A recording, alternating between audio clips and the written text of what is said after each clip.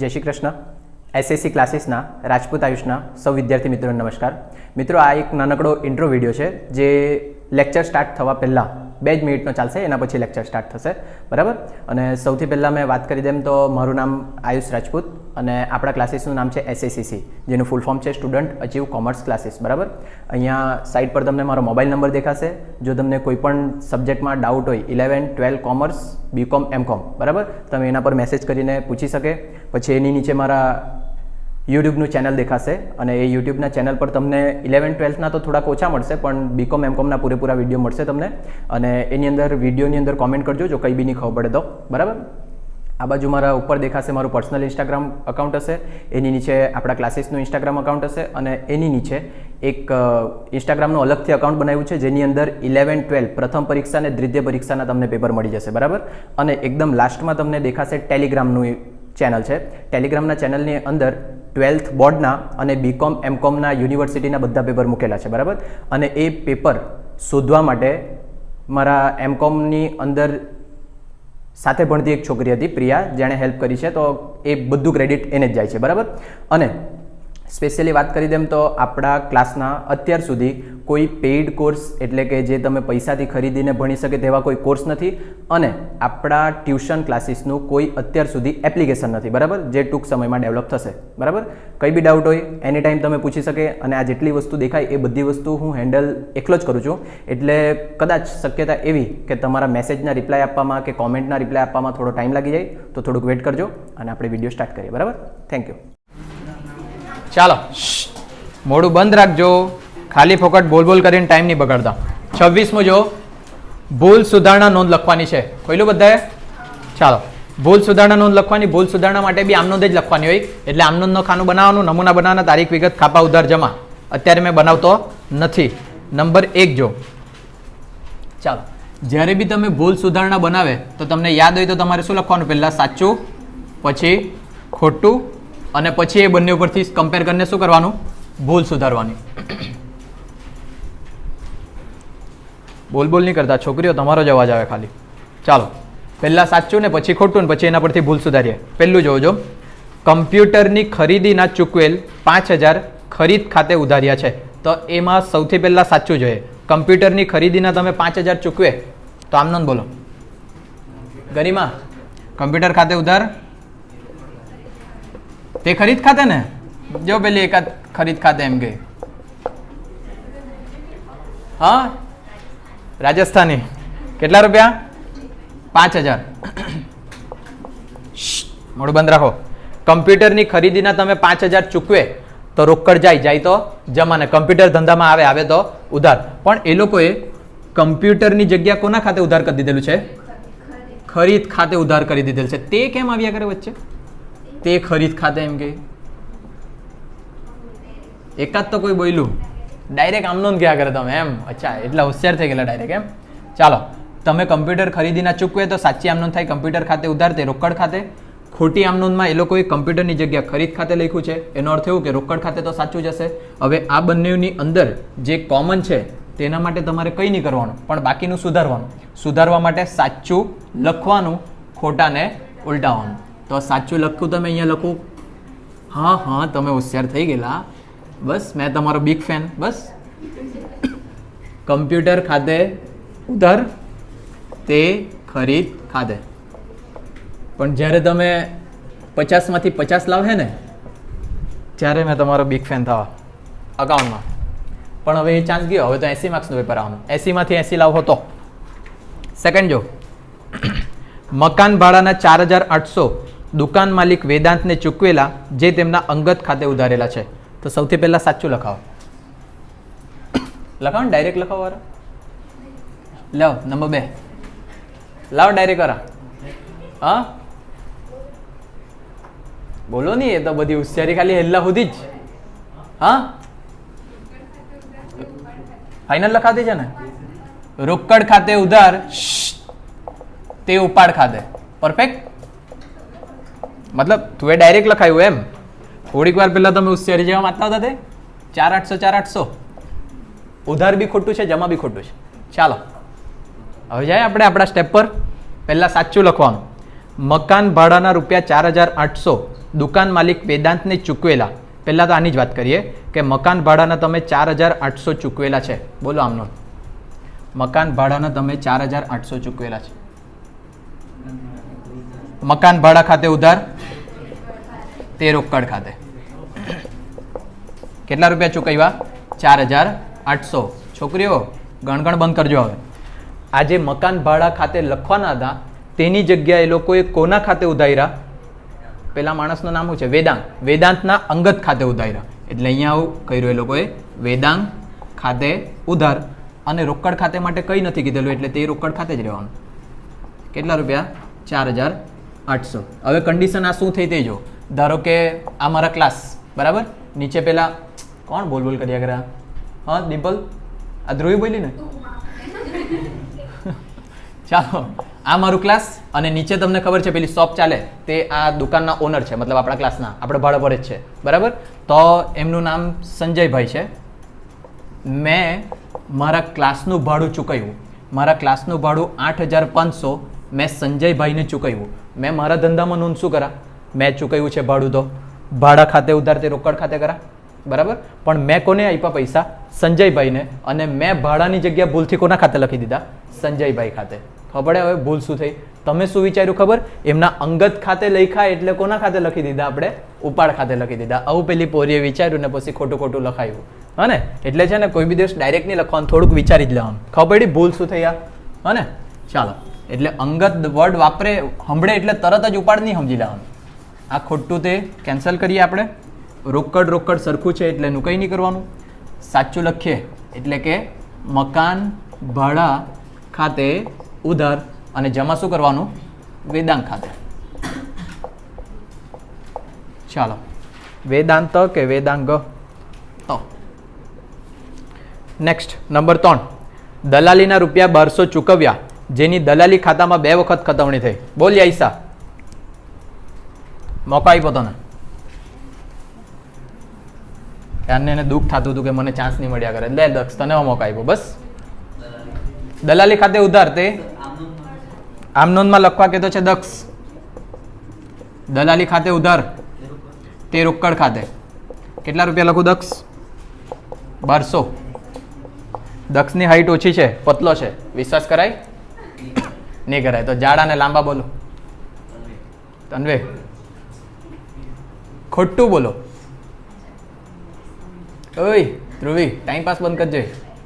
બપોર છે એટલે હસતા હસતા ભણાને પાછી તું લવારા કર્યા કરે. હે, વેરી ગુડ. એમાં પેલું પેરેગ્રાફ જેવું લખવાનું.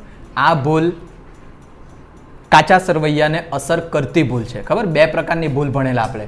અને અમુક ભૂલની અંદર આમનોંધ લખવાની હોય, પણ અમુક ભૂલની અંદર પેલું આ ભૂલ સુધારવા માટે ખાલી જગ્યા ખાતાની ખાલી જગ્યા બાજુ ખાલી જગ્યા તેના રકમના ખાનામાં લખવાથી ભૂલ સુધરશે. આવું કંઈક લખતા યાદ આવે તો.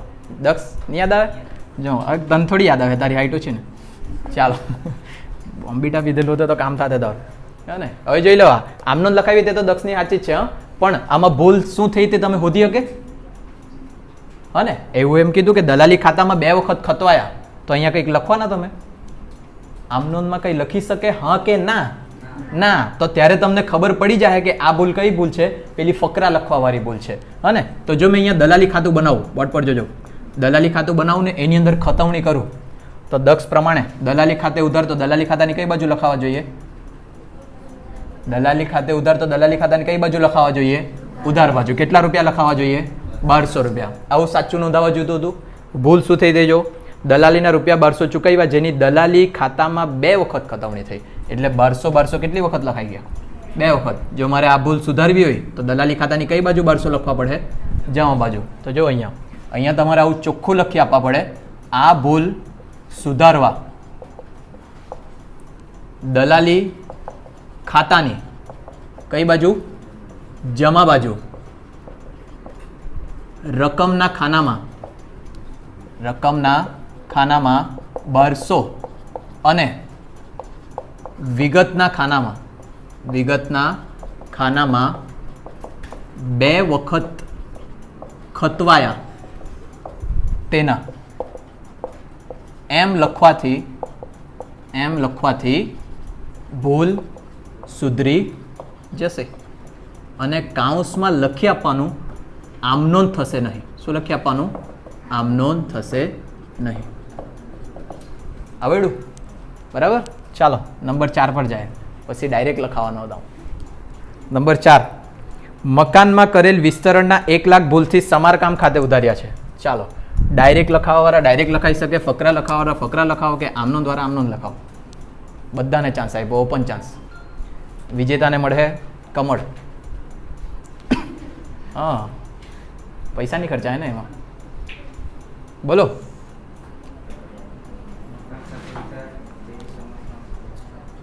શું લખાવે? આ કે આ ફાઇનલ? દીક્ષિતના કહેવા પ્રમાણે ફાઇનલ આવું લખાવા જોઈએ. મકાન ખાતે ઉધાર તે સમારકામ ખર્ચ ખાતે. કેટલા રૂપિયા લખું દીક્ષિત? 1 લાખ.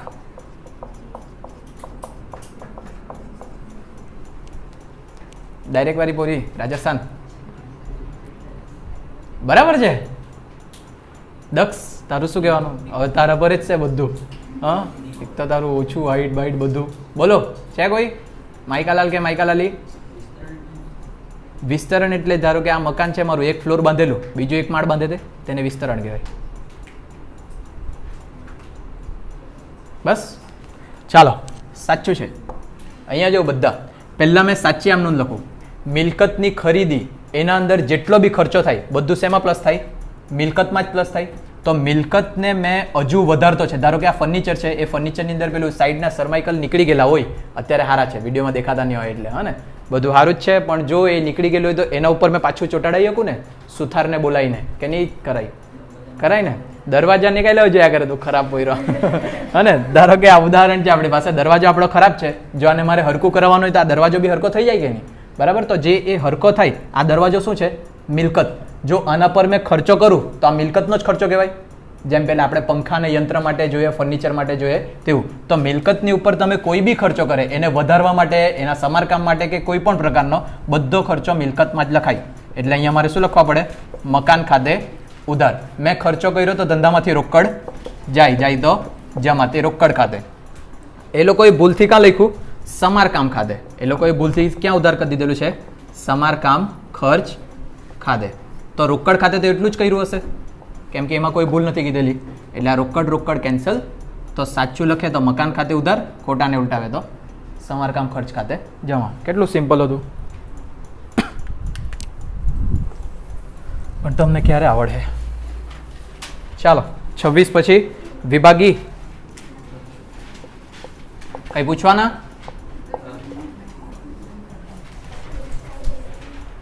ટોટલ મારવાનું કે નહીં મારવાનું? જો કેટલો હાર્ડ સવાલ પૂછ્યો એને મને.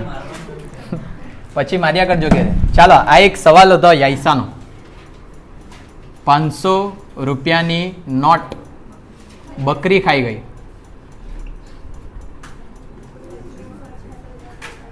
મેં પૂછ્યું જ નહીં જવાબ. દક્ષ આમનંદ બોલ. હું એ નહીં, એ તો અલગ, એ તો પછી પૂછ્યું. આ તો અલગ પૂછેલું. 5000ની નોટ થોડી બકરી ખાવાની યાર, કેવો સવાલ કરે? 5000ની નોટ કાં છે? 500ની નોટ બકરી ખાઈ ગઈ. ગરીમાં આમનોંધ બોલો. ગલખાત ખાતે ઉધાર. ગલખાતની વ્યાખ્યા બોલ. ચાલ, વ્યાખ્યા નહીં ખબર હોય તો અર્થ બોલ. ગલખાત એટલે શું? અરે વંશ નોટમાં હોતે તો પછી પૂછતે જ નહીં.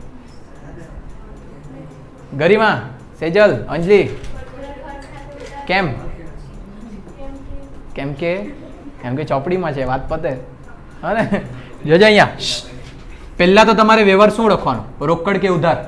રોકડ કે ઉધાર? રોકડ કે ઉધાર? રોકડ. કેમ કે 500 નોટ જવાની કે ને તમારી, પૈસા જાય તો જમા, તે રોકડ ખાતે થાય. હવે જો તમારી નોટ બકરી ખાઈ ગઈ તો ધંધાને નુકસાન થાય કે નહીં? અને એ નુકસાન ખાતે શું થાય? ઉધાર. પણ તમે તમારા ચોપડામાં આવું નહીં લખી શકે કે બકરી ખાઈ ગઈ. હા ને? તો જ્યારે એવા ખર્ચા હોય કે જે ખર્ચા તમારા ધંધાના નાના મોટા ખર્ચા હોય ને જેનું કોઈક નામ લખી શકાય તેવું નહીં હોય. જેમ કે તમે તમારા દુકાનમાં બેસેલા ને તો સાંજે ચા પીવાનું મન થાય તો 10 રૂપિયાની ચા લઈ આવે તમે, તો હું લખે ચા ખર્ચ લખે? આવું નહીં. પછી જો ધારો કે તમે પેન્સિલને એવી વસ્તુ લાવે તો તે સ્ટેશનરી ખાતે લખે એટલે અહીંયા ફિટ નહીં થાય પાછું કે વેફર પડીકા ખાઈ લીધા. ધારો કે તમારું કપડાની દુકાન છે ને હાજે પડીકા ખાઈ લે, સમોસા ખાઈ લે, આ બધી વસ્તુ તમે સમોસા ખર્ચ ખાતે લખે ધ્રુવી? હા, વડાપાવ ખર્ચ ખાતે લખે નહીં. પણ દુકાનને લગતા એવા નાના મોટા ખર્ચા અથવા તો નુકસાન એ બધું કોના ખાતે લખવાનું તમારે? પરચુરણ ખર્ચ ખાતે ઉધાર. આવી આમનો થશે. પેપરમાં પૂછાઈ શકે. હા, આવું બહુ ગમે તેવું પૂછી શકે. લોકોએ કે 500 નોટ ફાટી ગઈ નાના છોકરાના હાથમાં રમતા રમતા, પછી વરસાદમાં પલળી ગઈ, આવું કંઈ બી પૂછી શકે એમ. તો બધામાં શું લખવાનું? શું કહો? કંઈ પૂછ્યું નહીં? બધામાં શું લખવાનું તમારે? પરચુરણ ખર્ચ ખાતે. ક્લિયર કે? કંઈ પૂછવાનું હોય તો પૂછી લેવાનું તમારે, કેમ કે મેં તો હોશિયાર છે જ. 12માં 97 માર્ક્સ છે અકાઉન્ટ 100માંથી બોર્ડની પરીક્ષા. ચાલો નેક્સ્ટ 27. ગૌરાંગની પાસબુક 31/3/23ના રોજ 10,000 જમા બાકી દર્શાવતી હતી. તે રોકડ મેળ પ્રમાણેની બાકી સાથે મળતી ન હતી. નીચેની માહિતી પરથી બેંક સિલક મેળ તૈયાર કરો. તો પહેલા હેડિંગ આપીએ આપણે. કોણ છે? શ્રી ગૌરાંગ. ગૌરાંગનું તારીખ 31/3/23 ના રોજ પૂરા થતા ના રોજનો બેંક સિલક મેળ. રોજનો પૂરા થતા વર્ષની લખાઈ જાય, ધ્યાન રાખજો. બોલ નમૂનો બોલ દક્ષ. મૂડી દેવા તો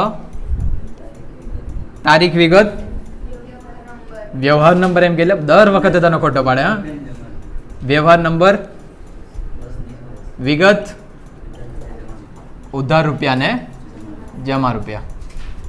હોશિયાર થઈ ગયા દક્ષ તું બી. ચાલો ઉપર જોવા બધા. બેંક સિલક મેળ તૈયાર કરે એટલે સાઈડ પર રોકડ મેળ અને શું બનાવી લેવાનું? પાસબુક. પૈસા આવે તો રોકડ મેળની કઈ બાજુ લખાય? ઉધાર બાજુ. એટલે એવું કહી શકું ઉધાર બાજુ આવક અને જમા બાજુ જાવક લખાય. પણ પાસબુકમાં ઊંધું, ઉધાર બાજુ જાવક અને જમા બાજુ આવક લખાય. આ ધ્યાનમાં રાખજો. આપણે રોકડ મેળને ધ્યાનમાં રાખવાનું. બીજું, તમારે ચેક જોઈ લેવાના. તમે ચેક લખી શકે ને તમે બેંકમાં ભરી શકે. કોઈ બી એક ચેક તમારે નક્કી કરવાનું. તમે જો ચેક લખે તો ધંધામાંથી પૈસા જાય તો જમા. એટલે લખેલ ચેક જમા બાજુ તો ભરેલ ચેક કઈ બાજુ? ઉધાર બાજુ. બેમાંથી જે ખબર પડે તે યાદ રાખવાનું. કાં તો પછી ભલે એમ કરીને યાદ રાખી મૂકજો. આ બાજુ બ ને પેલી બાજુ લે ભલે, હા ને, ગમે તેમ ગોખી મૂકવાનું. ચાલો જોઈએ જો હવે બીજા પેલા 4 વાક્ય. રોકડ મેળ મુજબ ઉધાર બાકી તો બેંક સિલક. રોકડ મેળ મુજબ જમા બાકી તો બેંક ઓવરડ્રાફ્ટ. પાસબુક મુજબ જમા બાકી તો પાસબુક મુજબ ઉધાર બાકી તો. ચાલો હોશિયાર તો છે થોડા ઘણા. આ વસ્તુ માટે કહી દેજો કે SSCમાં જાય, બીજી કોઈ વસ્તુ માટે નહીં કહેતા. ચાલો, ગૌરાંગની પાસબુક 31/3/2023ના રોજ 10,000 જમા બાકી દર્શાવતી હતી. પાસબુક મુજબ કઈ બાકી આપતી છે? જમા. તો અહીંયા મેં લખું પાસબુક મુજબ જમા બાકી એટલે બેંક સિલક. ચાલો જમા બાજુમાં ખાનામાં લખીએ કેટલા? 10,000. હવે નંબર આપતા જાય ને, જે વ્યવહાર જ્યાં લખાતા જાય તે લખીએ. જે રોકડ મેળ પ્રમાણેની બાકી સાથે મળતી ન હતી. નીચેની માહિતી પરથી બેંક સિલક મેળ તૈયાર કરો. નંબર 1, 7,000નો ચેક લખેલો. વટ પડજો. લખેલો એટલે રોકડ મેળની જમા બાજુ ને પાસબુકની ઉધાર બાજુ. જોઈએ કોની ભૂલ છે. 7,000નો ચેક લખેલો, રોકડ મેળમાં નોંધેલો, પરંતુ લેણદારોને આપવાનો રહી ગયો. રોકડ મેળમાં નોંધેલો એટલે આ તો સાચું જ. તો ભૂલ કાની? પાસબુકની. એટલે ઉધાર બાજુ લખવાના પૈસા. ખબર પડે? સાદું સિમ્પલ. તો ઉધાર બાજુ લખીએ. કેટલા પૈસા હતા? 7,000. વિગતમાં શું લખું દક્ષ? Very good. લખેલ પરંતુ લેણદારોને આપવાનો રહી ગયેલ ચેક. કેવી રીતના આવડ્યું દક્ષ? બસ એમ કંઈ આવડતું રહે તો SSC, નહીં આવડતું રહે તો ટ્યુશન નહીં જાય એમ કહેવાનું. બરાબર. ચાલો નંબર 2, 12,000નો ચેક બેંકમાં ભર્યો. બસ આટલે જ અટકી જવાનું. બેંકમાં ભર્યો એટલે રોકડ મેળમાં ઉધાર બાજુ અને પાસબુકમાં જમા બાજુ. જોઈએ કોની ભૂલ. 12,000નો ચેક બેંકમાં ભર્યો હતો જે બેંકે જમા કરેલ નથી. એનો અર્થ શું થાય? રોકડ મેળમાં સાચું છે, બેંકે જમા નહીં કર્યો તો આપણે શું કરી દેવાનું? જમા. સિમ્પલ. કેટલા રૂપિયા? 12,000. દક્ષ પાછો મોકો આપ્યો બધાને. ખોટું. ભરેલ પરંતુ જમા નહીં થયેલ ચેક. ચાલે આટલું બી. જમા નહીં થયેલ ચેક. ચાલો નેક્સ્ટ નંબર 3. 6000 વીમા પ્રીમિયમ બેંકે ચૂકવ્યું. ચાલો એ બધું છોડો, વીમા પ્રીમિયમ ચૂકવે એટલે તમારા ધંધા માટે શું કહેવાય? ખર્ચ. આવો કેમ કે તો ખર્ચ એટલે રોકડ મેળની કઈ બાજુ? રોકડ મેળની કઈ બાજુ? જમા બાજુ. પૈસા જાય તો જમા, અને પાસબુકની કઈ બાજુ? ઉધાર બાજુ. હવે જોઈએ શું થયું. 6000 વીમા પ્રીમિયમ બેંકે ચૂકવ્યું, જેની જાણ ગૌરાંગને 1/4/23 રોજ થઈ. આપણે હિસાબ કઈ તારીખે તૈયાર કરતા છે? 31/3/23. જો મને એના પછીના દિવસે જાણ થયેલી છે, એનો અર્થ એવો કે આ તારીખે મને ખબર નથી. આ તારીખે મને નહીં ખબર એટલે મેં કાં નહીં નોંધ્યું? રોકડ મેળમાં નોંધ્યું નથી. પાસબુકમાંથી તો પૈસા કપાઈ ગયા, એટલે બેંકમાંથી તો પૈસા કપાઈ ચૂકેલા છે, એટલે મારે કઈ બાજુ લખવાના પૈસા? જમા બાજુ. કેટલા રૂપિયા? 6000. દક્ષ આઈપી જગ્યા લે. Very good. રોકડ મેળમાં નહીં નોંધેલ વીમા પ્રીમિયમ. હોશિયાર થઈ ગયા. ચાલ નંબર 4. ગ્રાહકે બારોબાર 5000 બેંકમાં ભરાવેલા છે. ચાલો પહેલાં તો વિચારો, તમારા બેંકમાં કોઈ પૈસા ભરાઈ જાય, તમારા માટે આવક કે ખર્ચ? આવક. આવક તો રોકડ મેળની કઈ બાજુ? ઉધાર બાજુ. અને પાસબુકની કઈ બાજુ? જમા બાજુ. કોઈ બારોબાર ભરાઈ ગયું તો તમને ખબર પડે? નહીં પડે. જેમ કે મારામાં ફી મોકલી દે કોઈ, થાય જ નહીં. છોડો, એવા ઉદાહરણ જ કાલે આપવાના. હા ને? જો કોઈ પૈસા તમારા ખાતામાં નખાઈ જાય, તમને ખબર નથી, ખાતામાં નખાઈ ગયું એટલે પાસબુકમાં તો એન્ટ્રી થઈ જ જવાની કે નહીં? હા ને? પણ તમને નહીં ખબર પડે એટલે રોકડ મેળમાં નોંધવાનું બાકી. રોકડ મેળમાં નોંધવાનું બાકી તો કઈ બાજુ નોંધવાનું? હા, રોકડ મેળમાં કઈ બાજુ પણ? ઉધાર બાજુ. લગાવ.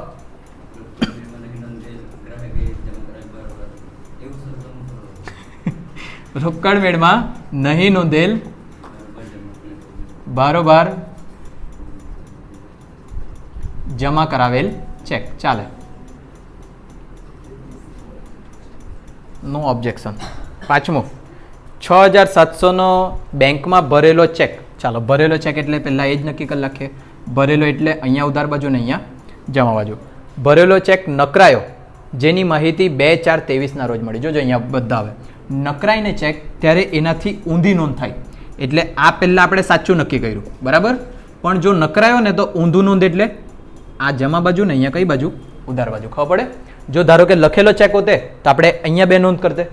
જો એ નકરાય તો એની ઊંધી નોંધ કરવાની. એટલે હવે આપણા માટે સાચું કયું છે? આ જમા બાજુ ને આ ઉધાર બાજુ. ગુસ્સો કે નહીં ગુસ્સો? બધાને ગુસ્સે?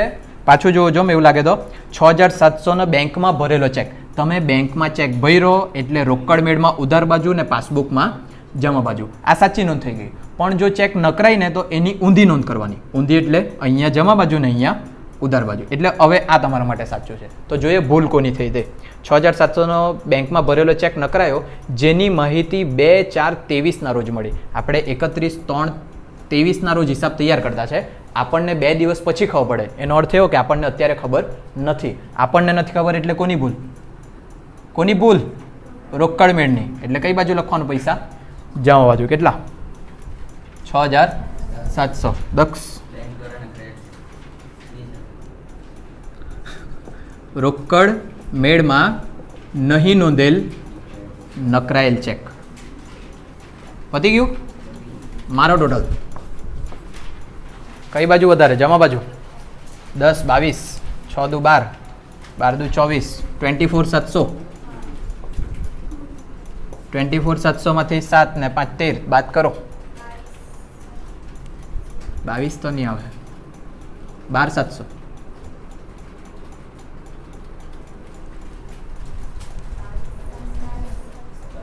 એટલે ટોટલની વાત કરે તમે? 22700 ક્યાંથી આવવાના? ગધેડા. થોડું ઘણી ભૂલ થાય પણ આટલો કાચો પોચો થોડી છે. તને પૂછ્યા કરું ને. આ 12700 અહીંયા હું લખું? ચાલ બોલ. એની પૂછવાનું. આપણે પાસબુક થી સ્ટાર્ટ કર્યું તો જવાબ શેમાં મળ્યો? રોકડ મેળ મુજબ. તો એમ બોલો. આ 34700. ઓકે દક્ષ, તું કઈ કહેતો હતો? તો બાદ કરીને કેટલા આવે? 22700. હવે પરફેક્ટ.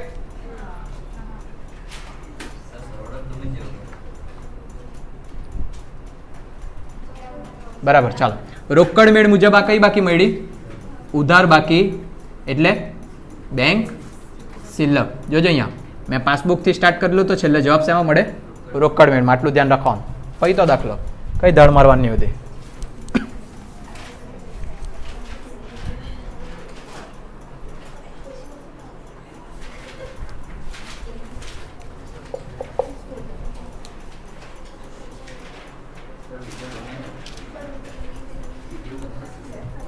તમે તો વિડીયોમાંથી લખી જ કાઢતા હશે ને.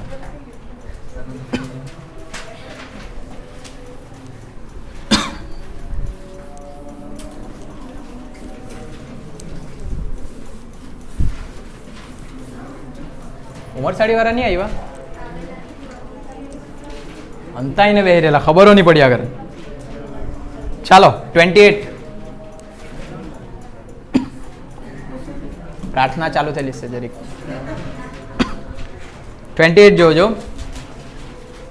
મોડ બંધ રાખ્યા કે તમે. યુગ એન્ડ કંપનીએ તારીખ 1/4/2018 મોડ બંધ રાખો ના રોજ એક યંત્ર રૂપિયા 1,10,000 ખરીદેલું છે. યંત્રને ગોઠવવાનો ખર્ચ 6,000, લાવવાનો ખર્ચ 4,000. કંપની 8% લેખે સીધી લીટીની પદ્ધતિએ ઘસારો ગણે છે. આમાં લાંચીની લખેલું છે એટલે ઘસારો ગણે છે. તારીખ 31/3/21 રોજ આ યંત્ર તેની ચોપડે કિંમતના 20% નુકસાનથી વેચી દીધું. 3 વર્ષ માટે યંત્ર ખાતું અને ઘસારા ખાતું તૈયાર કરો. બહુ મસ્ત દાખલો 6 માર્ક્સ માટે. ચાલો ગણીએ. જો તમે ઘસારાનો દાખલો ગણતા હોય તો સૌથી પહેલા કઈ કિંમત શોધવાની દક્ષ? પડતર કિંમત. પડતર કિંમત કૌંસમાં સી બરાબર ખરીદ કિંમત પ્લસ ગોઠવણી ખર્ચ પ્લસ કારખાના સુધી લાવવાનો ખર્ચ. ચાલો ખરીદ કિંમત 1 લાખ, ગોઠવણી ખર્ચ લાવવાનો ખર્ચ ટોટલ 1,20,000. કઈ છોકરી બોલતી છે? હા આવડે આ વાળું રાગ આવડે? એક લીટીઓ નહીં ગવાય તમારાથી. અરે ચાલો પડતર કિંમત 1,20,000. હવે એના પરથી તમારે ઘસારો નક્કી કરવાનો. ઘસારા માટે કઈ પદ્ધતિ છે તે બહુ મહત્વની. કઈ પદ્ધતિ? સીધી લીટીની પદ્ધતિ. અને કઈ તારીખે યંત્ર ખરીદેલું તે? 1/4/18. 1/4/18 ના રોજ યંત્રની પડતર કિંમત કેટલી? 1,20,000. એમાંથી માઇનસ કરીએ ઘસારો. કઈ તારીખ સુધીનો? 31/3/18 પછી 19 સુધીનો. કેટલા ટકા? 8%. 9,600 બાદ કરીને 1,10,400 બરાબર. આ એની કઈ કિંમત આવી? ચોપડે કિંમત. ચાલો વેચેલું કઈ તારીખે છે? 31/3/21. તો બધાને ખબર પડે મારે ઘસારો ક્યાં સુધી માઇનસ કરવાનો? 21 સુધી. આ 19 ની વાત થઈ. પાછું કરીએ માઇનસ ઘસારો 31/3/20 સુધીનો. કેટલા ટકા? 8%. પણ કઈ પદ્ધતિ? સીધી લીટીની પદ્ધતિ. તો પાછા મારે કેટલા લખવા પડે? 9,600. જો ઘટતી જતી બાકીની પદ્ધતિઓ તો 1,10,400 ના કેટલા ટકા કાઢવા પડતે? 8%. કરો માઇનસ. 1,08,000. આ કઈ કિંમત? ચોપડે કિંમત. પછી પાછું માઇનસ કરો ઘસારો 31/3/21 સુધીનો 8%. સીધી લીટી એટલે અહીંયા બી કેટલો આવશે? 9,600 બાદ કરીને 91,200. આ કઈ કિંમત આવી? ચોપડે કિંમત. હવે અહીંયાનું વાક્ય વાંચો. 31/3/22 ના રોજ યંત્રની ચોપડે કિંમત પર કેટલા ટકા નફો? 20% નફો. નુકસાન 20% નુકસાન સાથે વેચી દીધું. તો અહીંયા માઇનસ કરીએ. નુકસાન કેટલા ટકા? 20%. 18,240 માઇનસ કરીને 72,960. આ કઈ કિંમત કહેવાય? વેચાણ કિંમત. આટલી ગણતરી થાય બધાથી? જો આ ગણતરી નહીં થાય તો કંઈ થવાનું નથી. આ ગણતરી થઈ જાય પછી એ લોકોએ કયા ખાતા બનાવવા કીધા અથવા તો કઈ આમનોંધ લખવા કીધી તે જોવાનું. યંત્ર ખાતું અને ઘસારા ખાતું. ચાલો જો બધા બોર્ડ પર. અહીંયા મેં બનાવું યંત્ર ખાતું. તમારે વ્યવસ્થિત બનાવવાનું. તારીખ વિગત નોપા રકમ, તારીખ વિગત નોપા રકમ. મેં અહીંયા ડાયરેક્ટ બનાવું. તમે સૌથી પહેલાં યંત્ર ખરીદવાના. યંત્ર ખરીદે એટલે ધંધાની અંદર યંત્ર આવે તો ઉધાર. ઉધાર બાજુ જે તારીખે ખરીદેલું તે તારીખે કેટલી વખત લખવાનું? તારીખ 2 વખત. વિગતમાં એકમાં બેંક ખાતે અને એકમાં રોકડ ખાતે. યાદ આવે કે ડાયરેક્ટ? બેંક ખાતે મોટી રકમ 1,10,000 અને રોકડ ખાતે બાકીની બધી રકમ એટલે કેટલી? 10,000. ખબર પડે? જમા બાજુ શું લખવાનું? ઘસારો વર્ષ પૂરો થાય ત્યારે 31 3 19 ઘસારા ખાતે કેટલાનો ઘસારો 9,600. બસ આ એક વર્ષનું પૂરું. ટોટલ મારીએ તો આ 1,20,000. અહીંયા બી ટોટલ લખીએ 1,20,000. એમાંથી 9,600 બાય કરવું એટલે કેટલા આવશે 1,10,400. તારીખમાં આ તારીખ પાછી લખવાની 31 3 19. બાકી આગળ લઈ ગયા કૌંસમાં ક્વેશ્ચન માર્ક. આ જે બાકી લઈ ગયા તે જ બાકી પાછી લાવવાની, પણ અહીંયા તારીખ જોવાની. 1/4/18 છે. હવે કઈ તારીખ આવી જાય 1/4/19. બાકી આગળ લાવ્યા કેટલાનું 1,10,400. કોઈક વખત બીજું યંત્ર ખરીદેલું હોય તો અહીંયા જ ખરીદેલું છે. તમારા સિલેબસમાં આની બહારનો કોઈ દાખલો જ નહીં મળે. હા ને, એટલે બીજું યંત્ર અહીંયા ખરીદેલું હતું તો અહીંયા બી બેંક ખાતે ને રોકડ ખાતે આવતે. ને મોટે ભાગે અડધા મહિનાનું જ ખરીદેલું હોય ને એના પર 1,000 ઘસારો આવતો છે. એના સિવાય બીજો કોઈ દાખલો પૂછે જ નહીં. આ 31 3 19. અહીંયા કયું લખીએ 31 3 20 ઘસારા ખાતે. બીજા વર્ષનો બી ઘસારો કેટલો 9,600. બીજી કોઈ એન્ટ્રી થાય આમાં? હા કે ના? ની મારો ટોટલ 1,10,400. 1,10,400 એમાંથી 9,600 માઇનસ કરે તો કેટલા આવશે 1,08,000. તારીખમાં સેમ તારીખ 31 3 20. બાકી આગળ લઈ ગયા કૌંસમાં ક્વેશ્ચન માર્ક. એ બાકી પાછી લાવવાની. અહીંયા જોવાનું તારીખ 1/4/19. હવે કઈ તારીખ 1/4/20. બાકી આગળ લાવ્યા કેટલા રૂપિયા લાવ્યા 1,08,000. પછી તરત પેલી બાજુ ઘસારો લખવાનો. 31 3 20 છે. અહીંયા કેટલા આવી જશે 21. ઘસારા ખાતે 9,600. હવે 31 3 21 તારીખ આવી તે જ તારીખે મેં વેચ્યું છે એટલે તરત વેચાણની નોંધ કરવાની. વેચે ત્યારે ખરીદે ત્યારે યંત્ર આવે તો ઉધાર, તો વેચે ત્યારે યંત્ર જાય તો જમા. એટલે જમા બાજુ લખું 31 3 21 કોના ખાતે બેંક ખાતે. જેમ ખરીદે ત્યારે પૈસા આપવા પડે તેવી જ રીતના વેચે ત્યારે પૈસા મળે. પણ કેટલા રૂપિયા મળે તમને 72,960 વેચાણ કિંમત. અને પછી નુકસાન ચેક કરવાનું. નુકસાન જે છે ને અહીંયા નુકસાન થયેલું છે. નુકસાન નફા નુકસાન ખાતાની કઈ બાજુ લખાય ઉધાર બાજુ. નફા નુકસાન હવે બની ગયું ને એટલે મેં કહી શકું અહીંયા, પણ આ ચલાવતા ત્યારે એ નહીં બનેલું હતું. અને નુકસાન નફા નુકસાન ખાતાની કઈ બાજુ લખાય ઉધાર બાજુ, તો યંત્ર ખાતાની કઈ બાજુ લખાય જમા બાજુ. આવી રીતના યાદ રાખવાનું હોય, પણ તો તમે ડાયરેક્ટ બી યાદ રાખી શકે. નુકસાન હોય તો આમાં જમા બાજુ લખજો, નફો હોય તો કઈ બાજુ લખજો ઉધાર બાજુ. અહીંયા લખીએ નફા નુકસાન ખાતે કેટલાનું નુકસાન થયું 18,240. અને બંને બાજુનું ટોટલ સરખું થવા જોઈએ કેમ કે યંત્ર વેચાઈ ગયું છે. જો સરખું નહીં થાય તો ખોટું નહીં થાય. થઈ ગયું. જો બીજું યંત્ર ખરીદેલું હોતે ને તો છેલ્લે બાકી આગળ લઈ ગયા હોતે કેમ કે એક યંત્ર બચેલું રહેતે. બરાબર. એક હજુ ખાતું બનાવવાનું છે. કયું ઘસારા. અહીંયા લખીએ ઘસારા ખાતું. ઘસારા ખાતું સૌથી હેલું. એમાં કઈ દાળ મારવાની. ચાલો. ઘસારો ધંધા માટે ખર્ચ હોય તો નફા નુકસાન ખાતાની કઈ બાજુ લખાય ખર્ચ હોય તો નફા નુકસાન ખાતાની કઈ બાજુ લખાય ઉધાર બાજુ. તો ઘસારા ખાતાની કઈ બાજુ લખાશે જમા બાજુ. વિરુદ્ધની બાજુ એન્ટ્રી જાય. અહીંયા લખીએ નફા નુકસાન ખાતે. કેટલી વખત લખવા પડે 3 વખત 1 2 3. ઓકે ચાલો 3 વખત નફા નુકસાન ખાતે. તારીખ પહેલા 31 3 19, પછી 31 3 20 અને પછી 31 3 21. આ થઈ ગયું ઉધાર બાજુ પર. ઘસારો શેના પર લાગે યંત્ર પર. તો ઉધાર બાજુ 3 3 શું નામ લખવાનું યંત્ર ખાતે. કેટલી વખત 3 વખત. તારીખમાં સેમ 31 3 19, 31 3 20 અને 31 3 21. સીધી લીટીની પદ્ધતિ છે એટલે ઘસારો દર વર્ષે કેટલો છે 9,600. ઘટતી જતી હોતે તો દર વર્ષે ઘસારો કેવો હોતે જુદો જુદો. સૌથી સારામાં સારો દાખલો પૂછેલો કે ભાઈ, પણ તે છતાં તમને નહીં આવડે. પણ વર્ષ પૂરું થાય તેનું પાછું ટોટલ બી મારવાનું. ટોટલ બી પાછું એટલું જ આવે 9,600. એટલે તમે માન લે એવું મેં માનું કરી લે ને એટલું તો કેટલું નહીં થાય હે દક્ષ થાય ને એમ. તારા જેવા હોશિયાર વિદ્યાર્થી આવ્યા ને iPhone 11 લઈને અમે જો ને બિચારા એન્ડ્રોઈડ વાપરી કરી ગરીબ લોકો.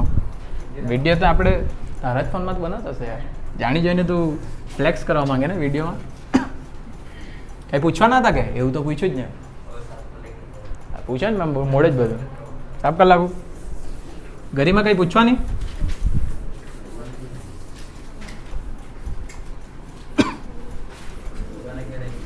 છોડવાના ક્યારે કીધેલું તો ખરી બધું પતે ત્યારે. આજે તો બધું પતાય ને, મારે તો ભૂખ તો લાગી જેવી નહીં મળે એટલે.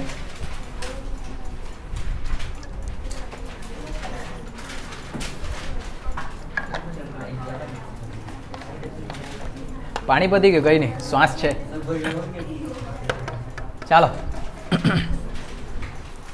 લાસ્ટ જ દાખલો ને હવે 29 વાર્ષિક હિસાબ તો ભણાવેલું છે આપણે. ચાલો 29 જોજો. આવક જાવક મોડું બંધ.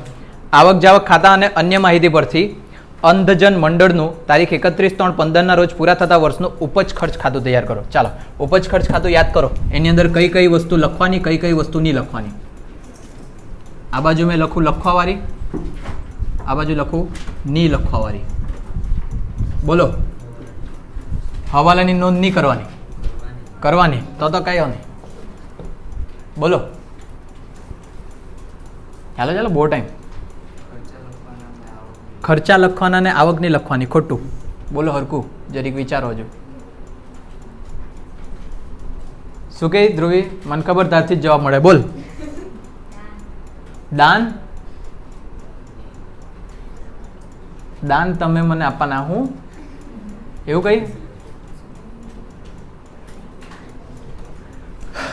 ચાલો, મહેસૂલી આવક અને મહેસૂલી ખર્ચા લખવાના, પણ મૂડી આવક અને મૂડી ખર્ચા લખવાના નહીં. તો જે તમે દાન બોલ્યા તે આ મૂડી આવકની અંદર આવી જાય. બરાબર? બોલો બીજું. એક મેચ ચાલુ કરી આવ્યું, સૌથી હાર્ડ વાળું. પછી મેં કેમ નકલી ખાંસી ત્યારે ના પાડે. બીજું બોલો. બસ ધોવાઈ ગયા. મિલકતની ખરીદી કે વેચાણ, મિલકતની ખરીદી કે વેચાણ નહીં લખાય, પણ એનું નફો કે નુકસાન લખાય. યાદ આવ્યું? બીજું બસ. રોકાણોની ખરીદી કે વેચાણ નહીં લખાય, વ્યાજ મળે તો લખાય. અચાનક કેમ યાદ આવી જાય કરે? પણ એના પર જો કોઈ વ્યાજની આવક થયેલી હોય તો લખાય. બસ બસ. ખાસ હેતુ માટે મળેલ દાન, ખાસ હેતુ માટે મળેલ દાન, આની નોંધ કરવાની નહીં. જો એની નોંધ નહીં થાય ને તો એમાંથી ચૂકવેલ ખર્ચા બી લખવાના નહીં. બસ યૈસા હો ગયા ક્યાં ગરિમા? એ તો આવડે બી નહીં. કાં હોતી તું? રાજસ્થાન, સુરત ગયેલી હતી કે? ઈશાના તો હતી. બસ. બાકી આગળ લાવ્યા અને બાકી આગળ લઈ ગયા, આની નોંધ કરવાની નહીં. અથવા તો એવું બોલી શકે તમે, શરૂઆતની બાકી ને આખરની બાકીની નોંધ કરવાની નહીં. બસ. આમાં તો હવે કઈ આવવા બી જોઈએ ને. કેમ ને, મેં તમારી પરીક્ષા લઈ મૂકું જરી. ટાઈમ તો ટાઈમના તો કાં વાંધો છે? એસી ચાલુ કરેલી છે ને. બોલો યૈસા. એક હજુ રહ્યા કરે એટલે. ચાલો, જે તમારા હવાલાની નોંધ કરે તેમાં ચાલુ વર્ષ, ગયા વર્ષ અને આવતું વર્ષ, પાછલું અથવા ગયા વર્ષ બંને ચાલે. જો બાકી શબ્દ હોય, બાકી તો ચાલુ વર્ષે શું થાય? પ્લસ. અગાઉ શબ્દ હોય તો ચાલુ વર્ષે શું થાય? માઇનસ. પાછું જોઈ લો. બાકી શબ્દ હોય તો પ્લસ, અગાઉ શબ્દ હોય તો માઇનસ. તો પાછલું અથવા તો ગયા વર્ષમાં બી સેમ, બાકી શબ્દ હોય તો પ્લસ ને અગાઉ શબ્દ હોય તો માઇનસ. પણ જે આવતું વર્ષ હોય તેમાં ઊંધું, પ્લસની જગ્યા માઇનસ ને માઇનસની જગ્યા પ્લસ. આટલી વસ્તુ યાદ રાખે તો જઈને તમારાથી ઉપજ ખર્ચ ખાતું તૈયાર થાય. એટલે જ મેં તમને વારંવાર કેમ, જો આવક જાવક ખાતું પૂછાય ને તો બધાએ ગણી જ નાખવાનું, પણ ઉપજ ખર્ચ પૂછાય ને તો આવડતું હોય તો જ ગણાય તમારાથી. બરાબર? ધ્યાન રાખજો થોડું. અને એ બી કંઈ બહુ ભારી નહીં મળે. આટલી વસ્તુ યાદ રહે ને તો થઈ જાય. તો પહેલાં ઉપજ. હા, કોઈક તો જોરમાં કાંઈ બોલી મૂકે જ્યારે મેં બોલતો રેમ, અને પછી સારા છે ને હંતાઈ જાય. મારી કાચી મેમરીનું છે ને તમે ફાયદો ઉઠાવે. શ્રી કોણ? શ્રી અંધજન મંડળનું તારીખ 31/3/15 રોજ પૂરા થતા, આપેલું છે ને અંદર, એટલે જ પૂરા થતા વર્ષનું ઉપજ ખર્ચ ખાધું. ઉધાર બાજુ શું લખું? ઉપજ ને ખર્ચ. તો જમા બાજુ ખર્ચ રકમ રૂપિયા ઉપજ રકમ રૂપિયા.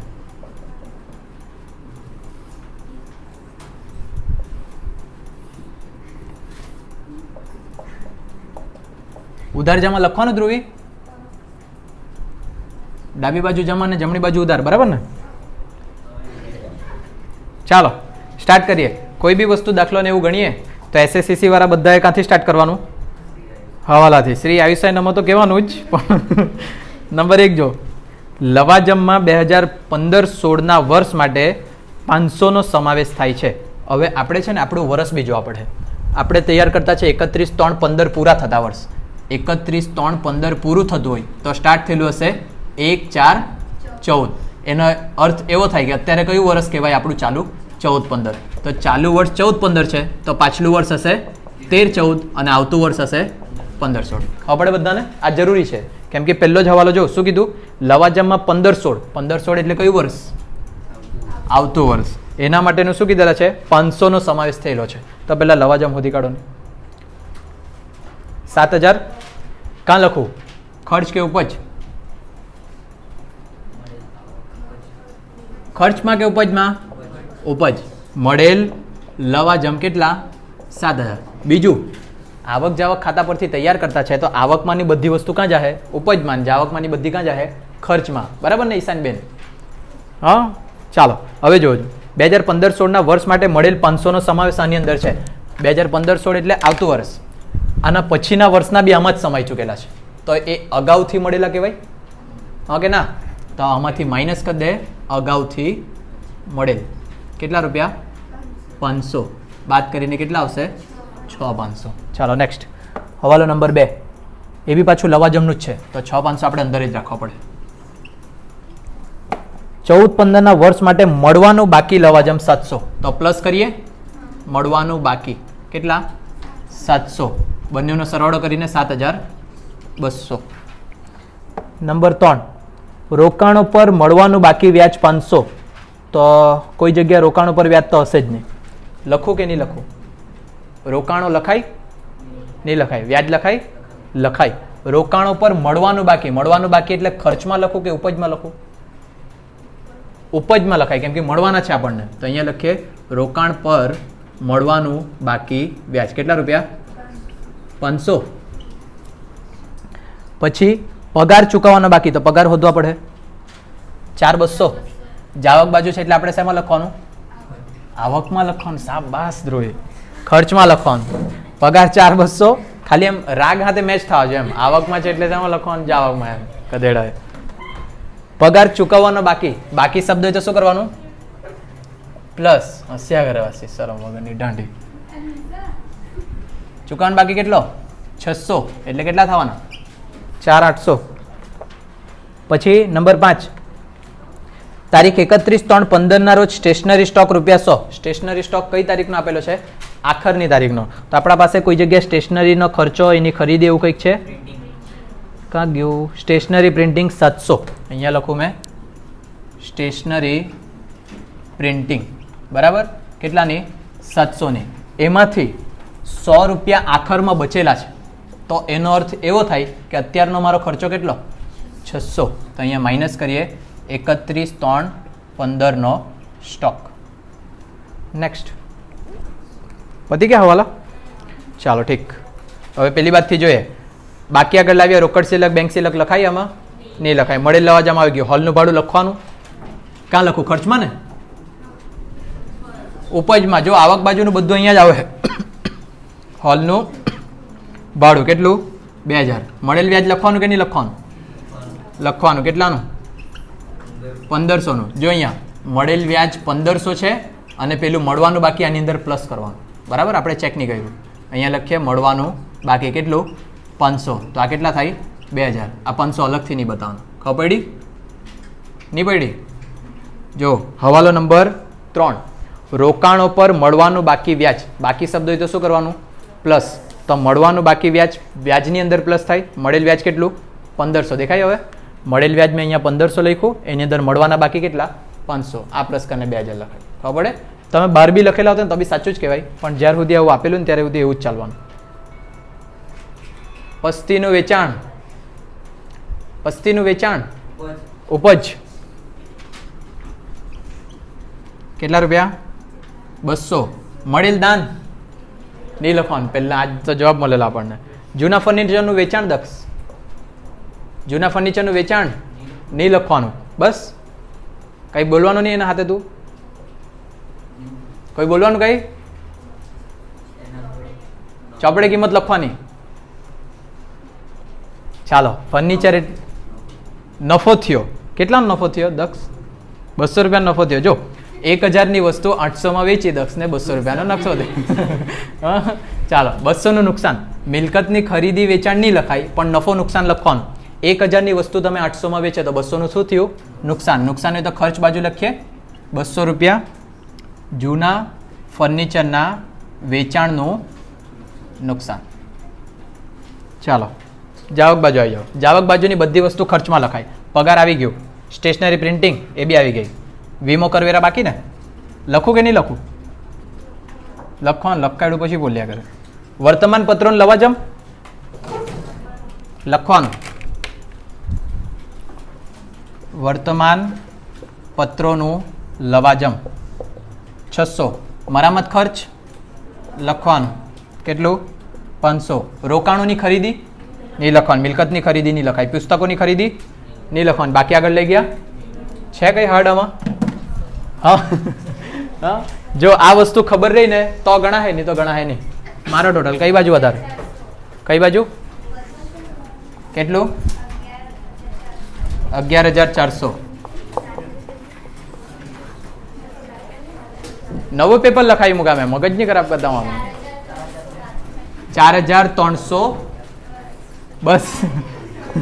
4,300 બસ. શું લખું આઈસા અહીંયા વિગતમાં? શું લખું? ખર્ચ કરતા ઉપજનો વધારો. ખાલી ઘરે જ જવામાં રેડી રહેતા. મને લાગે મેં ખાલી અમથો જ તમારે મહેનત કરાવ્યા કરું. તો મોડું બંધ રાખો, વાર્ષિક હિસાબ ગણાઈને છોડી દેવાય, એટલે કકલાટ નહીં કરો. બસ ચાલો. શું કઈ? ઓય દાખલો જો. ધવલના તારીખ 31/3/21 બસ મોડ બંધ રાખો. કાચા સરવૈયા અને હવાલા પરથી વાર્ષિક હિસાબો તૈયાર કરવાના છે. ચાલો વાર્ષિક હિસાબો તૈયાર કરતા પહેલા તમારે જો પેપરમાં ગણતા હોય તો લીટી પાડી લેવાની, રકમ ખોટી નહીં લખાય એના માટે. બીજી વસ્તુ ચેક કરવાનું કે કોઈ નફો આપેલો છે કે નહીં. કયો નફો આપેલો? કાચો નફો. જો જમા બાકીમાં કાચો નફો દેખાય બધાને? જો કાચો નફો આપી દીધેલો હોય તો તમારે વેપાર ખાતું બનાવવા પડે નહીં, પણ તમારે હવાલા ચેક કરવાના.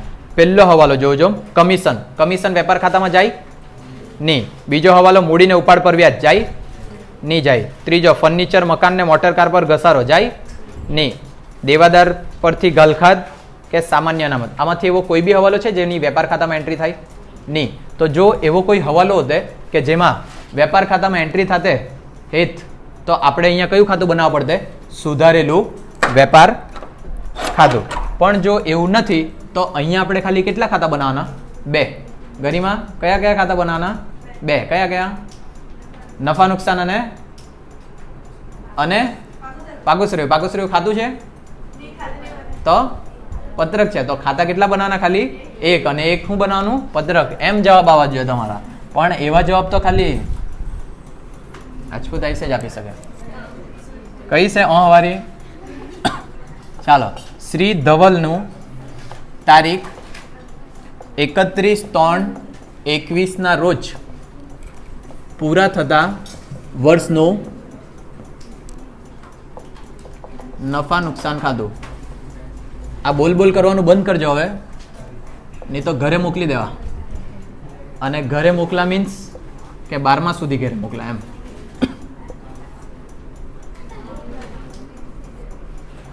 ધ્રુવી સાંભળ્યું નહીં?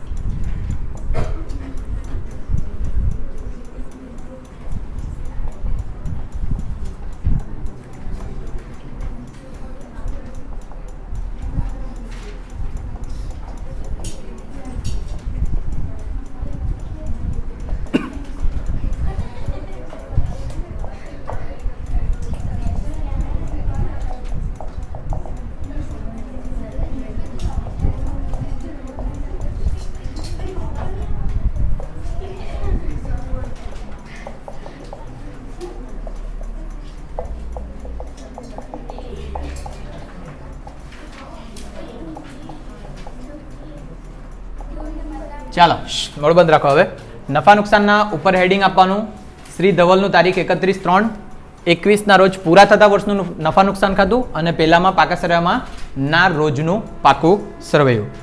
દાખલાની શરૂઆત આપણે ક્યાંથી કરવાની? હવાલાથી. પણ આ વખતે નફો આપ્યો છે ને તો આપણે પહેલા નફો લખી લેજો. કાચો નફો આપેલો છે. કાચો નફો તમને યાદ હોય તો વેપાર ખાતાની ઉધાર બાજુ ખૂટે તો લઈ ક્યાં જવાનો હોય? નફા નુકસાન ખાતાની જમા બાજુ. એટલે નફા નુકસાન ખાતાની જમા બાજુ પર લખીએ કાચો નફો. બીજી કેવી રીતના ખબર પડે? જમા બાકીની બધી રકમ ખાતામાં કઈ બાજુ લખાય? જમા બાજુ. એટલે જમા બાજુ જ નફો આપેલો છે એટલે જમા બાજુ આપણે લખી દઈએ કેટલા? 5 લાખ. એક એક હવાલો શાંતિથી સોલ્વ કરવાનો. પહેલો હવાલો 3000 કમિશન મળવાનું બાકી. બોલ બોલ કરવાનું બંધ કરજો, છોકરીઓમાંથી જવાજ આવતો છે. 3000 કમિશન મળવાનું બાકી. પહેલા કમિશન શોધો. 15000 જમા બાકીમાં આપેલું છે. જમા બાકીમાં આપેલું એટલે મળેલ કમિશન હશે તો નફા નુકસાન ખાતાની કઈ બાજુ લખવાનું? આપણે બી જમા બાજુ. કમિશન કેટલા રૂપિયા? 15000. હવાલામાં એમ કીધેલું છે કે મળવાનું બાકી. બાકી શબ્દ આવે ત્યારે શું કરવાનું તમારે? પ્લસ. પ્લસ કરી અહીંયા મળવાનું બાકી. કેટલા રૂપિયા મળવાના બાકી? 3000. એટલે મળીને કેટલા થઈ ગયા? 18000. બીજી એન્ટ્રી આપવાની. મળવાનું બાકી એટલે લેણું કે દેવું? મળવાનું બાકી એટલે તમને મળે કે તમે આપવા પડે? લેણું. લેણું એટલે મિલકત લેણામાં લખવાનું મળવાનું બાકી કમિશન. કેટલા રૂપિયાનું? 3000. ચાલો પછી નંબર 2 મૂડી પર 10% અને ઉપાડ પર 12% વ્યાજ ગણવાનું. ચાલો મૂડી પર વ્યાજ ને ઉપાડ પર વ્યાજ આવે તો અહીંયા પેલો નમૂનો મૂકવા પડે. પહેલા મેં અહીંયા શું લખી દેમ? મૂડી પ્લસ મૂડી પર વ્યાજ. એ બંનેનું જે ટોટલ આવે તેમાંથી 2 વસ્તુ માઇનસ કરી દેવાની. પહેલા ઉપાડ માઇનસ કરી દેવાનું, બીજું શું માઇનસ કરી દેવાનું? ઉપાડ પર વ્યાજ. અને પછી બી એક લીટી રાખવાની. શેના માટે? ચોખ્ખો નફો કે ચોખ્ખી ખોટ માટે. સેજલ ચાલો મૂડી હોદો. 2,38,000. પછી ઉપાડ મળ્યું કે ઉપાડ? 10,000. ચાલો ઉપાડમાં લખી દે 10,000. મૂડી પર વ્યાજ કેટલા ટકા? 10%. આ તમારી મૂડી, એના 10% વ્યાજ એટલે કેટલું થાય? 23,800 પ્લસ કરીને 2,61,800. બરાબર કે? અને ઉપાડ પર વ્યાજ કેટલા ટકા? 12%. આ 10% કાઢ્યું, 12% ઉપાડ પર વ્યાજ એટલે 1200. આ બંને રકમ માઇનસ કરો ને કેટલા આવે તે કહો? 8,800 આવ્યા ખાલી. 2,61,800 કોણ માઇનસ કરે? 2,61,800 માંથી 10,000 ને 1200 માઇનસ કરો. 2,50,600 આવ્યા પરફેક્ટ આટલા બધાના. ચાલો હવે એક લીટી રાખી છે આપણે ચોખ્ખો નફો કે ચોખ્ખી ખોટ માટે. દક્ષ મૂડી પર વ્યાજ અને ઉપાડ પર વ્યાજ આપણે હવાલામાંથી લખ્યું એટલે એની બીજી એન્ટ્રી આપવાની. તે બીજી એન્ટ્રી નફા નુકસાન ખાતાની કઈ બાજુ કયું લખાય તે મને જરી કહો. મૂડી પર વ્યાજ જમા બાજુ લખું કે ઉપાડ પર વ્યાજ ઉધાર બાજુ લખું? જમા બાજુ હું લખું? ઉપાડ પર વ્યાજ. પાક્કું? હા નહીં, મૂડી પર વ્યાજ જમા બાજુ લખું. ગરિમા તારી દોસ્તારે કીધું છે ઉપાડ પર વ્યાજ જમા બાજુ લખું. મન નહીં ખબર, હાર માન લીધી. હા જમા બાજુ ઉપાડ પર વ્યાજ કોણ બોલે નહીં ખબર પડ્યા કરે. અંજલિ હા અંજલિ એમ કહેતી છે ઉપાડ પર વ્યાજ જમા બાજુ. યાઈસાને ખોટી પાડવા માટે કઈ કહેવાની કે સાચી છે? એ બી સાચી છે. ઉમર સાડી સાચી? પેલી પાટીઓ માંગતી હતી તે સાચી? ચાલો જો તમને કન્ફ્યુઝન થાય ને તો તમારે આવી રીતના જોવાનું. માલિક અને ધંધો આ 2 લોકો હોય બરાબર. જે મૂડી છે ને આ સમજજો ધ્યાનથી. 12માં પહેલું જ ચેપ્ટર આનું જવાનું છે અને મગજમારી વાળું જ છે. માલિક ધંધાને મૂડી આપે બરાબર, તો એના પર વ્યાજ કોણ આપે? ધંધો આપે કે નહીં એને? હા ને. તો જે મૂડી પર વ્યાજ છે તે ધંધા દ્વારા કોને ચૂકવાય? માલિકને. સેમ જો આપણે ઉપાડ જોઈએ તો ઉપાડ ધંધામાંથી થાય બરાબર કે કોણ કરે? માલિક. તો ઉપાડ પર વ્યાજ કોણ ચૂકવે? ધંધો ચૂકવે ને. Very good. હા ને. ઉપાડ પર વ્યાજ કોણ ચૂકવે? માલિક. કોને ચૂકવે? ધંધાને. પાછું સમજો કન્ફ્યુઝન થતું હોય તો. માલિક ધંધામાં મૂડી લાવે તો ધંધો એને વ્યાજ આપે બરાબર. માલિક ધંધામાં મૂડી લાવે તો ધંધો એને વ્યાજ આપે. માલિક ધંધામાંથી પૈસા લઈ જાય તો માલિક ધંધાને વ્યાજ ચૂકવે. ખબર? હવે સાદું સિમ્પલ લાગે એકદમ. તો આપણે કોના હિસાબ લખીએ? માલિકના લખીએ કે ધંધાના લખીએ? ધંધાના લખીએ. તો જો ધંધામાંથી મૂડી પર વ્યાજ ચૂકવાય તો ધંધા માટે બને ખર્ચ. ખર્ચ તરીકે નફા નુકસાનની કઈ બાજુ લખાય? ઉધાર બાજુ. અને એવી જ કન્ડિશનમાં ઉપાડ પર વ્યાજ ધંધાને મળે. મળે એટલે શું કહેવાય? આવક. આવક તરીકે નફા નુકસાન ખાતાની કઈ બાજુ? જમા બાજુ. આ જેટલું તમને હસવું આવતું છે ને, આ 12માં પહેલું ચેપ્ટર આવે ત્યારે મજા આવી જાય. પણ જે લોકોને નહીં ખબર પડે, ઉધાર બાજુ મૂડી પર વ્યાજ અને જમા બાજુ ઉપાડ પર વ્યાજ, મગજમારી પૂરી. મૂડી પર વ્યાજના કેટલા પૈસા? 23,800 અને ઉપાડ પર વ્યાજના કેટલા? 1200. સેકન્ડ હવાલો ભાઈ. તો ત્રીજો, ફર્નિચર પર 5, મકાન પર 10 ને મોટરકાર પર 20% ઘસારો ગણવાનો છે. પહેલા હોતો ફર્નિચર 80,000. મિલકત લેણા બાજુ લખીએ આપણે ફર્નિચર 80,000. કેટલા ટકા ઘસારો? માઇનસ ઘસારો 5% એટલે 4,000. બાદ કરીને 76. બીજું શું છે ફર્નિચર પછી? મકાન 3 લાખ. કેટલો ઘસારો? માઇનસ ઘસારો 10% એટલે 30,000. બાદ કરીને 270. ખાલી હા જ બોલવા રહેલા છે ને તમે તો. પછી મોટર કાર 1 લાખ. કેટલા ટકા ઘસારો? 20% એટલે 20,000. બાદ કરીને 80. જોયું? ચાલો, બસ 3 જ વસ્તુ પર છે ને ઘસારો. આ બધા ઘસારાની બીજી એન્ટ્રી આપવાની. ઘસારો ધંધા માટે શું કહેવાય? ખર્ચ. ખર્ચ તરીકે નફા નુકસાન ખાતાની ઉધાર બાજુ. ફર્નિચર પર ઘસારો,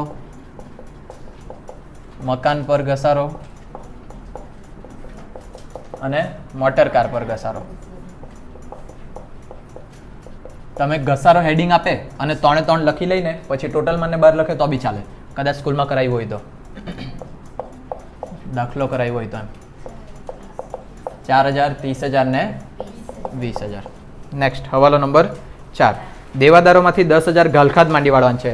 ગાલખાદને લગતો હવાલો આવે એટલે નમૂનો મૂકવાનો. પહેલા મેં અહીંયા લખું દેવાદારો. સૌથી પહેલા શું માઇનસ થાય? દેવાદારોમાંથી સૌથી પહેલા શું માઇનસ થાય?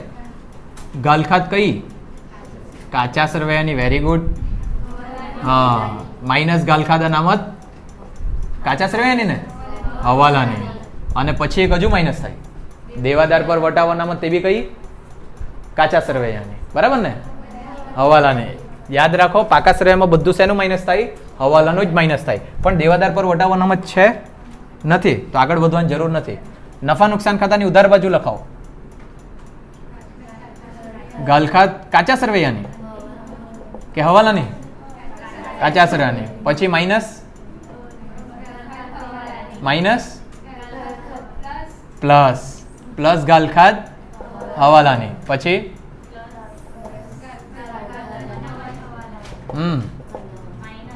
માઇનસ એક લીટી છોડીને હા કાચા સરવૈયાની. ચાલો, કંઈ નહીં. થેન્ક યુ, આભાર. હવે સ્ટાર્ટિંગ અહીંયાથી કરવાની. પહેલા દેવાદારો હતો.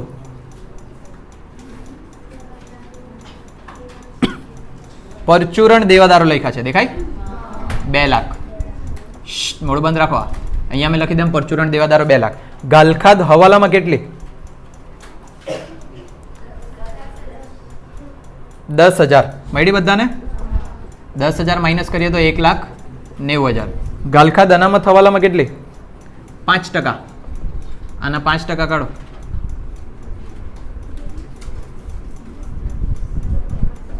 કેટલા? 9,500 બાદ કરે તો 180. બરાબર? ચાલો, દક્ષ બીજી એન્ટ્રી આ બાજુ. પહેલા ગાલખાદ કાચા સરવૈયામાં કેટલી? 6,000. ગાલખાદ હવાલામાં કેટલી હતી? 10,000.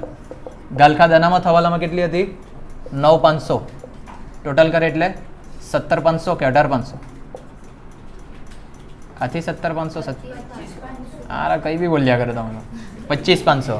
પછી ગાલખાદ અનામત કાચા સરવૈયામાં છે 10,000. દેખાય કે જમા બાજુ પર? માઇનસ કરે તો બચવાના કેટલા? 15,500. આ પરફેક્ટ છે ને ટોટલ? ચાલો, આ સૌથી સારો હવાલો પડે, પણ જો નમૂનો આવડતો હોય તો. હા ને? બેઠા 2 માર્ક્સ મળે આ હવાલાનો. Next number 6. સામાન્ય અનામત ખાતે 20,000 લઈ જવાના છે. બોલો જો કોઈ માઇકાલાલ કે માઇકાલાલની એન્ટ્રી? મૂડી દે આ બાજુ લઈ ખા. ચાલ, પછી બીજી એન્ટ્રી નફા નુકસાન ખાતાની જમા બાજુ. કેમ નફા નુકસાન ખાતાની જમા બાજુ ને કેમ મૂડી દે આ બાજુ? બોલ યૈસા. કે પછી યાઈસાની બાજુવાળી કે પછી એની બાજુવાળી, કાં તો પછી ઉમરસાડી, કાં તો દક્ષ, કાં તો અંજલિ, કાં તો ગરિમા, કોઈ બી એમ ટૂંકમાં. તું જોતી છે કે પૂરી? હા બોલો.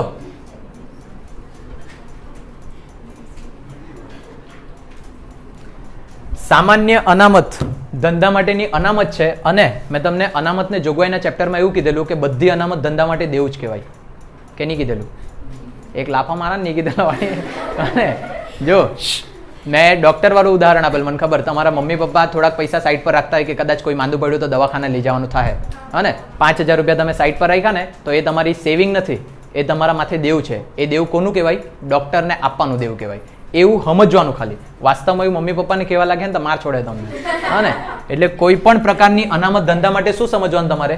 દેવું. અથવા તો તમે એને મૂડી સમજી શકે તો એ તમારે સૌથી પહેલાં ક્યાં લખવાની? મૂડી દેવા બાજુ. તો અહીંયા મેં લખું સામાન્ય અનામત. પણ તમે જરૂરી નથી કે આ જ વર્ષે સામાન્ય અનામત ઊભી કરતા છે, કદાચ ગયા વર્ષની બી આપેલી હોય છે. સામાન્ય અનામત ગયા વર્ષની છે, જો 30,000 કાચા શ્રેયમાં દેખાય છેલ્લે જમા બાકીમાં. હા ને? તો આજે જૂની સામાન્ય અનામત હતી તે મારી કેટલી હતી? 30,000. મેં બીજું લઈ જવાનું એમાં, તો એમાં વધારો થઈ જાય બરાબર. પ્લસ કરું અહીંયા વધારો. કેટલાનો વધારો થઈ જવાનો હવાલામાંથી? 20,000નો ને કે કેટલાનું? જૂની અનામત 30,000 પડેલી છે. મેં નવી ધ્રુવી લઈ જવા કેટલાની? 20,000ની. એટલે ટોટલ હવે અનામત કેટલી થઈ જવાની મારી? 50,000ની. જે મેં આ 20,000 સામાન્ય અનામત ખાતે લઈ ગયો એના કારણે શું થાય? મારો નફો ઓછો થઈ જાય. ને નફો ઓછો થઈ જાય એને શું કહેવાય? નુકસાન. અને નુકસાન હોય તો નફા નુકસાન ખાતાની કઈ બાજુ? ઉધાર બાજુ. તો જમા બાજુ તો નહીં આવ્યું એમ. હા ને? અહીંયા મેં લખું સામાન્ય અનામત ખાતે લઈ ગયા. કેટલા રૂપિયા લઈ ગયા? 20,000. ની ખબર પડે તો એન્ટ્રી ગોખો. સામાન્ય અનામત ખાતે લઈ જાય તો સામાન્ય અનામતમાં પ્લસ ને નફા નુકસાનની ઉધાર બાજુ. જે મેં ગોખાવાનું ના પાડેલી હતી તે છતાં તમારે તો એ જ છે. ચાલો ઉધાર બાકીથી સ્ટાર્ટ કરો. જે વસ્તુ બાકી તે પગાર બાકી ને, તો પગાર લખીએ અહીંયા નફા નુકસાન ખાતાની ઉધાર બાજુ 99,000. સામાન્ય ખર્ચ બી બાકી જ અહીંયા જ લખું ને 11,000. કરવેરા બી મુકા લખું અહીંયા જ 12,000. પરચુરણ દેવાદારો તો આવી ગયા. આખો સ્ટોક કાં લખું? નફા નુકસાન ખાતાની જમા બાજુ ને, તો મિલકત લેણા બાજુ. આખર સ્ટોક કેટલાનો? 22,000નો. જાહેરાત ખર્ચ ક્યાં લખું? 15,000. વ્યાજ ક્યાં લખું? અહીંયા જ. ફર્નિચર આવી ગયું, મકાન આવી ગયું, મોટર ગાડી બી આવી ગઈ ને. ઉપાડ બાકી, ઉપાડ બી આવી ગયું, ગાલખાત બી આવી ગયું. લેણી હુંડી બાકી. ક્યાં લખું લેણી હુંડી? નફા નુકસાન ખાતાની મૂડી દેવા બાજુ લખું. પાક્કું? બોલ. અરે બોલ બોલ. એના જ તો તમે ફી આપે. મારા 5 વર્ષ થઈ ગયા, મને કોઈ સવાલ નહીં પૂછે. ચાલ જલ્દી બોલ.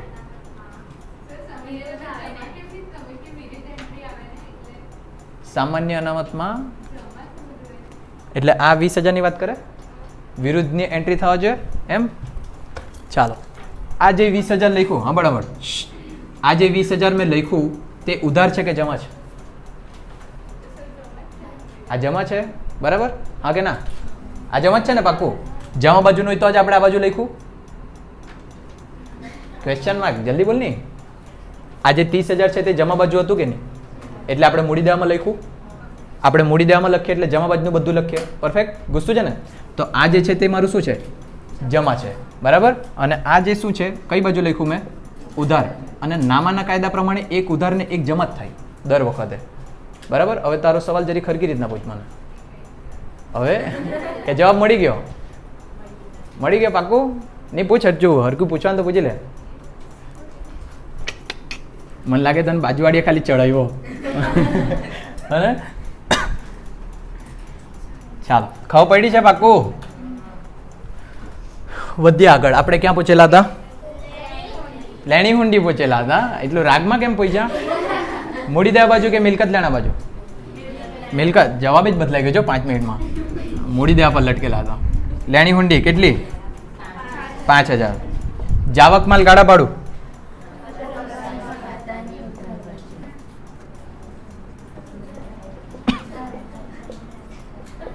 આપેલ વટાવ અહીંયા જેમ બોલી મૂકો ને વાત પતે.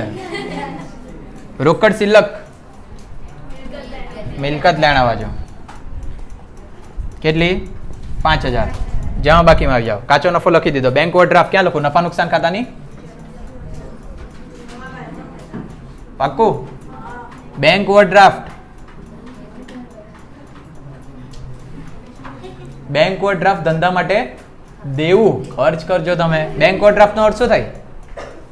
બેંકમાંથી તમારા ખાતામાં પૈસા નહીં મળે તે છતાં તમે ઉપાડી શકે ચાલુ ખાતામાંથી, એને કહેવાય ઓવરડ્રાફ્ટ. એ તમારે ભવિષ્યમાં બેંકને પાછા આપવાના રહે અને ભવિષ્યમાં પાછા આપવાના પૈસાને શું કહેવાય? દેવું. તમે કરી લાગજો ખેલ. 10,000.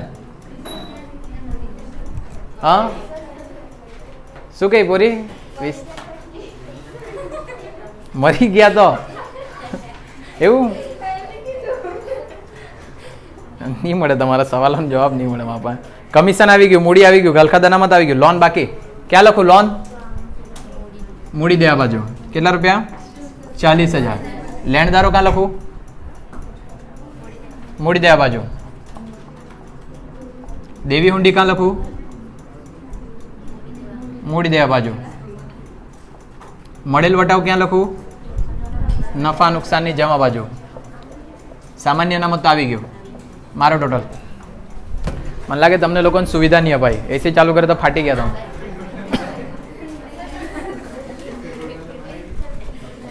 વધારે જ કમ્ફર્ટેબલ થઈ ગયા ને. એ તો હમણાં બફાયા કરતા રહેતે ને તો બોલી નહીં કરતા તમારે.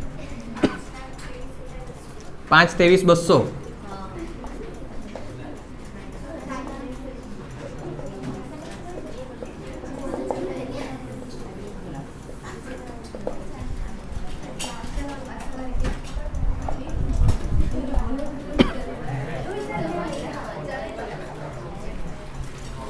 ટોટલ નહીં આવે તો બેહાડવાનો છે મેં. હા પેલું પાકા સર આવે આખો દાખલો સાફ કરીને પાછું ગણવું એમ. ભૂલ નહીં હોતું. એકલો મેચ કઈ સ્ટ્રગલ કરું બરાબર ને? અચ્છા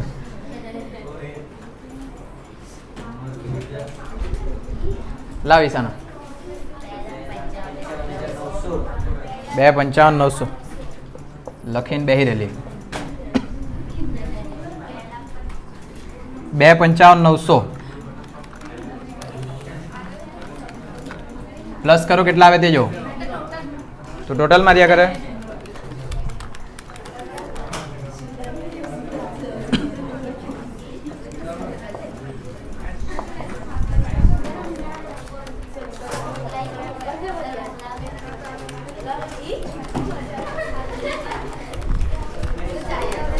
આવી ગયેલા